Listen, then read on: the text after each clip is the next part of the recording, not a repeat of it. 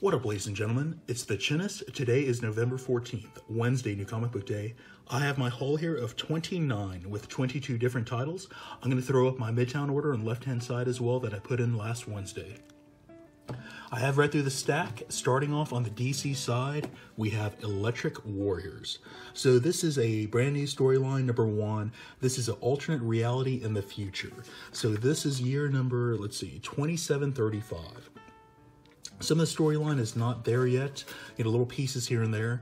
So along the way, the humans somehow became the lesser species of Earth. The animals somehow, revolted maybe against the humans. Humans were put into like an animal reserve. Took, I don't know how long, how many hundreds of years for the humans to get out of that reserve to where the animal species and the humans are living on Earth side by side at this point in time. A lot of friction between the two. Along the way, there's some sort of like intergalactic war that's going on to where warriors are selected around the Earth to defend the Earth as a whole. So not too much information there yet. This has potential, but the storyline in number 1 just is not enough for me to kind of get a number 2, to tell you the truth. I'm not really looking forward to number 2 after reading the number 1. The artwork, in my opinion, was pretty phenomenal. Maybe a 4.25 out of 5. The color palette, man, phenomenal in my opinion. But however, the storyline, even though it's getting set up, just isn't enough for me for that number 2 personally. So yeah, Electric Warriors number 1. Only one more from DC, The Flash, number 58. The Flash, great title overall. It never really faltered too much. Any slow point was just for story development, and it got right back into the action, right back into the character development for Barry Allen or anyone else in the Flash family along the way. Great title so far. So here you have Barry, who is traveling the world, trying to find out what is going on with the Speed Force. Kind of like a task he picked up from the other Flashes of the New 52 Worlds. Along the way, ran into I think a new, a minor villain character duo. I think they're called Gemini, if I recall that one correctly. But yeah, great storyline overall. A little bit of a false advertisement with Gorilla Grodd that actually, occurs at the very last page. A little bit of false advertisement there, but man, great title overall. Flash number 58. Moving on to Marvel. Uncanny XMen number 1. This is a relaunch. This is a title that got me into comics. This is a title that brought me back into comics back in 2016, man, when Wolverine died. Or when I heard Wolverine died. So this one here, overall, there's 3 separate storylines. Half of the comic is covering the first overall main title storyline. Great action so far. However, the storyline, just a little bit mediocre. I don't know if I, built up this expectation really high, just because I love the Uncanny X-Men. But when I compare this X-Men to like X-Men Red, X-Men Gold, Astonishing X-Men, not really there, man. I think this one was just a little bit below that that little the bar that was kind of set by the previous X titles here recently. Not bad, but maybe I was just expecting a little bit more. One other comment here, if you're an X-Men lover, definitely pick this one up. But, just a few critiques from me right now. Laura Kinney. So everything that I've ever read with Laura, Honey Badger was always there. So, I kind of started reading Laura with All New Wolverine, and it led into, X-23 and X-Men Red as well. So Honey Badger was always there. Honey Badger is not part of this team here, and it seems like because she's not part of the team, they completely changed some of the dialogue for Laura Kinney to where she kind of became a little bit of the humor here. She became Honey Badger in a sense, with Honey Badger gone. Man, I'm not too sure how I feel about that because Laura was always like super serious, just like Logan. And here you just don't get that same feel out of it. So I'm not too sure how I totally feel about this title yet. I've subscribed to it. I'm definitely going to pick it up for, for at least 1 through 6 to see how it unfolds overall. But I don't know, man. Did not fully meet my expectations overall, but man, happy to see another Uncanny X-Men out there. So along with this cover A, I was able to pick up a few of the variants that came out. So this one was by Carlos Pacheco. I saw this one going for about $25 on Midtown. Have not checked out eBay pricing. In addition to that one, I also, let me get this out of the way, picked up a few of the wraparound covers. So yeah, so this was pretty cool. So picked up, I think this is like cover C. So this was the color wraparound, and I, typically centerboard these and put them in Mylar so I could see both sides. And I also picked up, this is the variant, same artist, but the black and white sketch. So I think this was a misprint on Midtown, but man, on Midtown, this was listed for $150. Man, I don't think that's possible. So I saw it on eBay for about $20 to $25, so I think that's correct. But yeah, happy to pick up, what's that, 3 different variants here. And yeah, this black and white variant is pretty cool, man. I love these wraparounds. Who doesn't love a good wraparound, right? All right, next up we have Infinity Warps. Again, I was able to pick up one of these variants. This is the Francisco Herrera design variant. So displays the characters they introduced here in this one issue. 2 different storylines, not my cup of tea, to tell you the truth. So a lot of more amalgam type of characters that they've been blending together since Requiem kind of folded the universe in on it. Itself. So you have a mashup of Moon Girl and Squirrel Girl. Man, 2 characters I really do not enjoy too much. If you enjoy it, man, this had the same feel to it. So I think you would enjoy this one if you do enjoy these 2 characters separately. Then you kind of move into that Black Widow Hulk type character, along with the Fantastic Four. So a little bit different. So you have the same 4 characters, but you have Johnny Storm, who merged with Ben Grimm, and then you have Sue Storm, who merged with Reed Richards. So yeah, I guess he's asexual now. I'm not really sure about that, but yeah, okay storylines, really throwaway storylines. A lot of these amalgam stories or amalgam characters are. I hear they are going to be keeping some of these around. I just can't figure out which ones because they don't really make any sense to me, overall. But yeah, Infinity Warps #1. Moving on to Avengers. So Avengers hit that big milestone. This is the 700th issue of the Avengers overall if they kept all the volumes going together. Obviously this is like volume number 7 or 8, issue number 10, but if they kept them going all together, it would be at 700. So, it's a pity they did not keep them going together. So I'm sorry, before I continue on, I did pick up one variant for this one by Ed McGuinness. So pretty cool, and I think, again, this was one for about $10 on Midtown. So pretty cool. It's like almost like a cover swipe of its own cover. Pretty cool stuff. So yeah, storyline overall, maybe just a little bit disappointing on this one. I think so far when they issues number 1 through 9 have been really super strong. Huge epic feel to it. This one had more of like a longer, like annual feel to it. Kind of like multiple storylines kind of thrown together. It's one continuous storyline, but it just really feels chopped up. Like it was as if, different story writers got together and kind of made this one issue, which they did not, to my understanding, but it just kind of feels like they did, So I don't know, man, it just wasn't very cohesive in my opinion. Good storyline. You have Submariner, who is completely going against his own Avengers and his own government, or the U.S. government at this point in time. So pretty cool skirmish between the Avengers and his sea-dwelling team. Yeah, good stuff. Action-packed all the way through. It just wasn't very cohesive. So yeah, Avengers number 10, the 700th milestone issue here. Moving on to Venom. So yeah, Donny Cates, love Donny Cates. Everyone knows who he is at this point in time, and he is definitely on fire. So this one Venom issue, if you were a lover of Flash Thompson, this is like, this one issue is that one more glimpse of him. He's killed off. He was Venom for a while. He was a different type of Venom. Some people love Eddie Brock, others love Flash.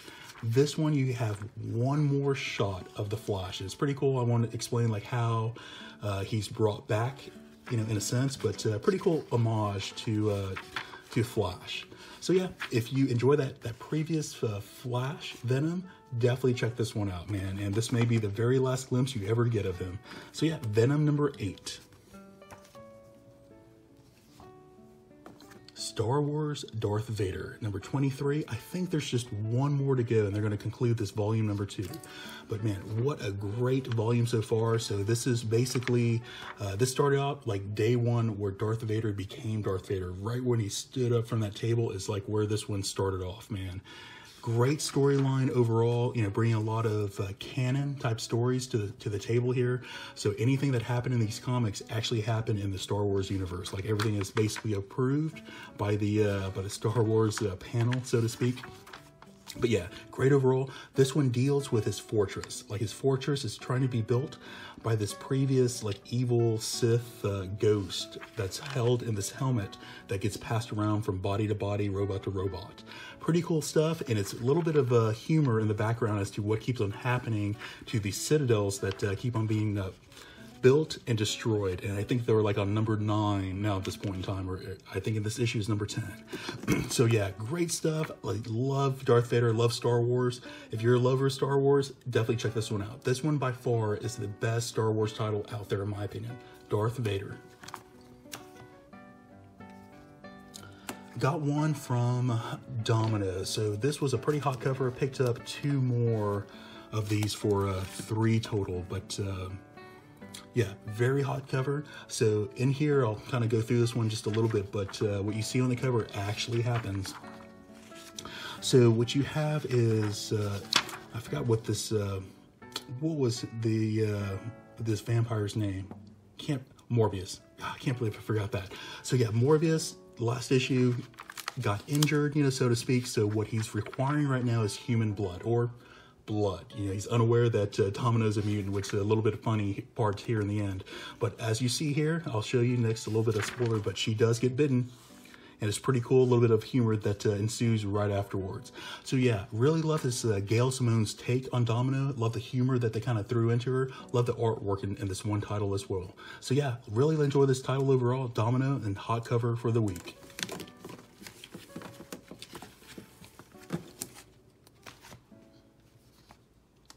Cosmic Ghost Rider, yet another Donny Cates title. I think I have 3 Donny Cates titles for this week. So this one actually concludes this overall storyline. So Frank, who used to be the Punisher, you know, as you read through Thanos wins, he becomes a Cosmic Ghost Rider. He tries to go back in time to get Thanos as a baby to prevent him from becoming evil. Along the way, even though he had good intentions, along the way, things just did not pan out. This one concludes how he deals with the future Thanos as well as a baby Thanos as well. Great storyline, really enjoyed it. You know, I was not going to pick this one up. I picked up number 1. I really enjoyed it. Picked up number 2, enjoyed it. I read all the way through. You know, I was not planning on it, but yeah, I really felt this great humor to go along with this one. Great action, great comedy, man. Love this one. Donny Cates, Cosmic Ghost Rider number 5. The conclusion to this miniseries. Thor number 7. Thor, yet another one. Jason Aaron, man, love that writer. You know, it took me a while for me to kind of get on board with some of Jason Aaron writing, kind of going, you know, way back. But yeah, man, fully on board with him at this point in time. You know, different writer from Donny Cates. He has humor that's in there, but man, different, you know, more character development in my opinion. You know, I think he understands the characters just a little bit better, but love the humor that Jason Aaron throws in there as well. This one, a little bit of a story of Thor finding love on the human side, and you know what that means with his near immortality, and of course the humans have a lifespan. So this is like his first human love and what happens to him after she passes, you know, and what did really kind of the value that he felt with the humans. You know, from after this point forward, he really cherished like every second he had with humans, and maybe why he loves Jane Foster so much here in the future. So yeah, love the storyline, you know, a little bit humanized Thor, you know, quite a bit in the storyline. Enjoyed it. Thor number 7. Black Order. So yeah, I was looking forward to this one. You know, this original Black Order came out when I was not collecting comics, so I do not have their first appearance. Really introduced, or these guys got introduced to me in the Avengers storyline, or the movie, then in that recent No Surrender Avengers comic storyline. So yeah, love this group. You know, they're just all complete badasses. Like all 5 of them are complete badasses, you know, individually. And when they're together, they're just, oh man, it's great. You know, in the movie, man, I really feel, you know, compared to the comics, they should have been just a little bit stronger. You know, they should have put up, they were great, but should have put up a little bit more battle, you know, against the Avengers, you know, in my opinion. But man, this comic really does them justice, in my opinion. So yeah, if you enjoyed these guys, the evil team, you know, the henchmen from Thanos, if you enjoy them in the movie, man, you could jump right into this little mini series here. You really don't have to know too much history on the comic book side. You know, it's just from the movies, jump right in. Great artwork, you know, really give this one maybe like a 4.25 with a storyline to go along with it. Great detail, man, love it. So yeah, the Black Order #1. Picked up one from Aftershock, Dark Arc. Cullen Bunn, great horror story writer, man. So a twist to Noah's Ark. You know, you had a good arc and a evil arc full of monsters, kind of like a yin and yang type of situation, and you can't have one without the other. So this one gets a little bit more into a past, you know, revolt, so to speak. We had a vampire who bit a woman when she was pregnant, and you had the result of a baby who came out, you know, half vampire or full vampire, I guess. Little story of how they try to save this baby, you know, maybe try to revert him back to full human to see if that was a possibility here or not. Great storyline. Really enjoy this one. Dark Arc #11. Picked up one from Boom Studio, Firefly. If you enjoyed that one TV season, they only had one, I believe, and then from that one TV series, it was canceled, they made one movie, which is basically the TV series kind of condensed down. If you are a fan of that, definitely pick this one up. So I have not seen that since it came out like in what, like 2005, 2006, whenever that was. This is like an ongoing storyline. So this is a mini-series, but like a continued storyline after the movie or after the TV series happened. If you enjoy those characters, man. So I have not, you know, again, I have not seen that movie or TV series in maybe like a decade when it first came out. This took me right back to it. I mean, the characters were all there. The dialogue was there. It brought me right back into this world. So yeah, I am definitely going to be picking this one up. Again, I love Firefly going into it. If you have no clue what Firefly is, this is definitely not for you, in my opinion. But if you knew what Firefly was, if you were a fan of it previously, definitely pick this one up. Firefly #1 by Boom Studios. Picked up one from Dark Horse, Alien 3. So this one's a little bit different. So this was the original screenplay of what the movie was supposed to be. However, they completely, you know, rewrote the entire screenplay to the movie that we have today. So I heard when the movie came out that, you know, it was a flop because of the storyline was not accurate to the original creator. This is the storyline the original creator wanted to put out there. Completely different from what I recall Alien 3 to be. Loved it. I loved Alien. I loved Aliens. This is what that third one should have been. You know, just reading just this one issue, great so far. If you're an Alien lover, definitely pick up this one title here. Alien #3, or I'm sorry, Aliens 3 #1. Cemetary Beach. Yet another type of storyline to where the Earth is kind of merging with another planet, another Earth, another realm. You get a little explanation here. So this is like fully action-packed all the way through, quick-paced all the way through. You find out these monsters, these mutated type of humans who are chasing our main characters here, or actually humans at one point in time. In this other world, they have this fungus to where if you dip into the fungus, it enhances all of your bodily functions. And this, I believe, is what it turns you into. So you have all your cognitive thoughts with you, but you just kind of mutate. So kind of like a little bit of a new character they introduced here with an explanation as to that fungus that kind of alters the human body. Pretty cool stuff. Really enjoyed this one. Cemetery Beach #3. Oblivion Song. So yet another title that I just was talking about, you know, to where Earth was merging with another world or another realm, another universe. You know, quite a few titles out there right now with that. So this one here, once you went into the other Oblivion world, you know, for some reason, the people over there, once they're there, they want to stay there. They built up a new society over there. But once they come back into Earth, you know, after maybe like a decade or longer, they just have a lot of issues adjusting. And there's mental issues. There may be other things, you know, you find out in the storyline as to why. So yeah, interesting storyline overall. Really enjoy it. Oblivion Song number 9. Murder Falcon number 2. Man, I really enjoy this one. So I play drums, I play guitar, I love heavy metal. This one kind of is like, you know, humorous, quirky, all around heavy metal. They explain, you know, why heavy metal is used to fight the forces of evil. Hilarious stuff.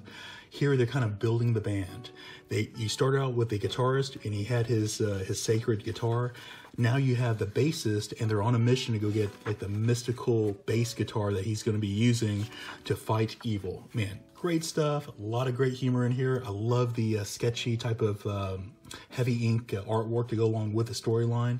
Love it. So yeah, if you're into heavy metal, into music, definitely check this one out. Murder Falcon number 2. Jook Joint number 2. So this one kind of like a feminist type of, you know, empowering type of storyline here. So you have, they haven't fully explained it, but she's like some sort of like vampire, some sort of like monster. I'm sorry, a little bit of risque stuff there. A little bit of, she doesn't explain how old she is, but it sounds like she's centuries old. She has the ability to bring back dead people. So she's been bringing back women who were beaten by their, either beaten or killed somehow by their husbands, you know, in some, you know, horrible way. They bring back the women, and the women kind of act like in her coven. You know, they help her out like at her prostitute dance place to lure other men into it. And they get all types of men who have, you know, basically are currently beating their wives or doing something wrong to females. So yeah, pretty cool stuff, you know, pretty good storyline overall. Don't know how long this one could possibly go. You know, I kind of, you know, like a quick mini series, but to really enjoy it so far. Jook Joint number 2. Gideon Falls. Man, so I love Jeff Lemire from time to time. Some of his real life drama stuff, man, a little bit too slow for me, you know, a little bit too close to like, I guess, just to real life. When I get into comics, you know, I'm really looking for like an Elseworld type of storyline. You know, when he starts hitting on real life stuff, it's not really just for me. His horror and other things, man, phenomenal. So I love Gideon Falls. This has been optioned for a movie, if I recall that one correctly. It may be a TV miniseries, but I think it was a movie. So yeah, that number 1, if you find that number 1, definitely pick it up. That thing skyrocketed up there. So yeah, overall, a little bit more character development of the main character. You find out a little bit more of his mental issues, you know, kind of a little bit more childhood, what happened to him. Really cool stuff. Always eerie. You never kind of know what's going on. A lot of pieces to the puzzle, you know, that are kind of being built up slowly.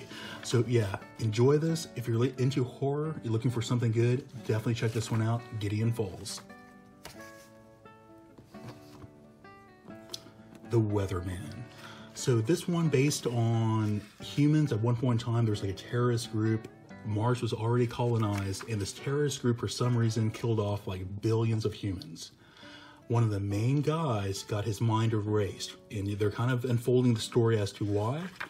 And that's who the main character is, the Weatherman. So somehow he's starting to pick up pieces and starting to feel a little bit more remorse along the way. But man, total action-packed, fast-paced all the way through. So this would be a great issue to read, or a great series to read and trade, in my opinion. Just kind of read it from binge read all the way through. So yeah, Weatherman number 6. Another number 1, Bitterroot. So this one here, you know, enticed me, but I really wanted to kind of thumb through it first before I really picked it up. This one is based in the 20s, I think like 1926, I think it's 24. The Roaring 20s, and you have this family, and it's an extended family with like cousins and you know, extended relatives. They basically hunt monsters. So monsters kind of like pop up kind of throughout the city. Some people know about it. You know, I guess it's kind of hush hush from time to time. You know, not everyone sees the monsters, I think, but whenever there is an issue, these people are called kind of like Ghostbusters, and they kind of deal with it. Their family has been dealing with this for like generations, is what it kind of sounds like. They think they're winning, and it sounds like there's like a big event that's kind of coming up, you know, with the monsters against this one family here. So yeah, pretty cool stuff. You know, pretty good action that was kind of throughout here. The artwork is pretty decent. You know, works up or mates up well with the storyline. Pretty good character development so far. Not enough to get me to subscribe to this or pick up a number 2 on, to tell you the truth. Not really for me, but pretty intriguing and enticing, you know, personally. Bitterroot, number 1. One more for you here from Valiant, another number 1. A lot of number 1s this week. Bloodshot Rising Spirit. So I've been a pretty good Bloodshot fan over the past 2 volumes that came out.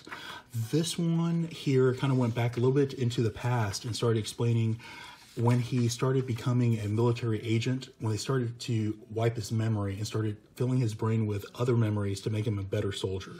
So this one title, this little mini-series, kind of covers that little time era that Bloodshot went through.